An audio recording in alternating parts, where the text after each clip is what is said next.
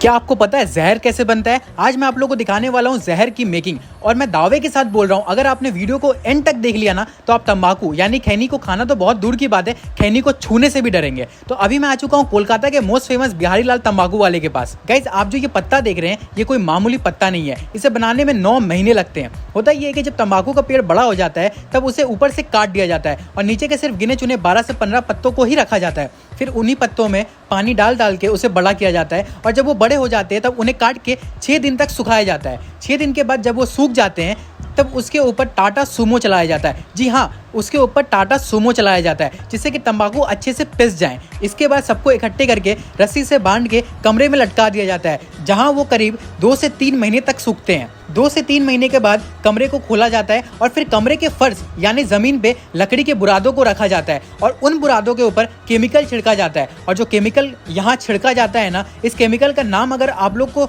बता दूं तो आपके पैरों तले जमीन खिसक जाएगी। यहाँ एमोनिया का यूज किया जाता है। ये वही केमिकल है जो घर के साफ सफाई करने वाले चीजों में डलते हैं। अब आप खुद समझ लीजिए कि ये कितना ज्यादा हानिकारक है। अगर आसान भाषा में बोलूं तो आप समझ लीजिए कि अगर आप खैनी खा रहे हैं तो इसका मतलब ये है कि आप घर के साफ सफाई करने वाले एसिड को खा रहे हैं। लकड़ी के बुरादों में अमोनिया को मिक्स करके उनमें आग लगा दिया जाता है और कमरे को फिर से बंद कर दिया जाता है। इससे होता ये है कि बुरादे के आग से जो केमिकल मिला हुआ धुआं निकलता है वो तंबाकू के पत्तों में मिल जाता है। उससे इन पत्तों में फ्लेवर और निकोटिन का मात्रा बढ़ जाता है। फिर 2 महीने के बाद कमरे को खोला जाता है और फिर उन पत्तों को पानी में डुबाया जाता है जिससे कि उसके अंदर से झाग निकल जाए। और फिर तंबाकू के पत्तों को पानी से निकाल के फिर से रोज एक साइड से सुखाया जाता है, यानी पत्तों को रोज एक दिन बाद करके उलट पुलट किया जाता है जिससे कि पत्ते अच्छे से सूख जाएं। जब पत्ते सूख जाते हैं तब इन्हें इकट्ठे करके एक जगह पे रख दिया जाता है जहां से सारे दुकानदार खरीद के लेके जाते हैं। अब बारी आती है इसकी मेकिंग की। तो गाइस, जैसे कि आप देख सकते हैं, सबसे पहले यहाँ तंबाकू के पत्तों को वजन किया जाता है।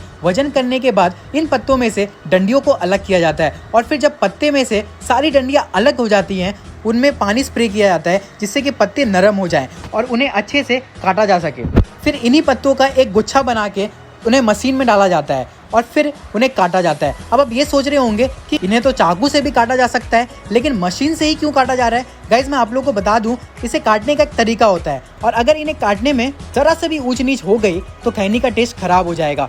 जब इसका काटना हो जाता है तब इसके साथ चूना भी दिया जाता है, क्योंकि तंबाकू को अगर ऐसे ही खाया जाए तो हमारे मुंह के स्किन को जला सकता है, इसलिए उसे चूने के साथ मिला के खाया जाता है। तो गाइज, ये था प्रोसेस जानलेवा जहर यानी खैनी को बनाने का। लोगों को जब पता होता है ये जानलेवा चीज़ है फिर भी पता नहीं लोग इसे क्यों खाते हैं। तो गाइज, आप इस वीडियो को हमारे उन भाइयों तक पहुंचाइए जो कि तंबाकू का सेवन करते हैं। खुद भी बचिए और दूसरों को भी बचाइए। मिलते हैं अगले वीडियो में, तब तक के लिए जय हिंद, जय भारत।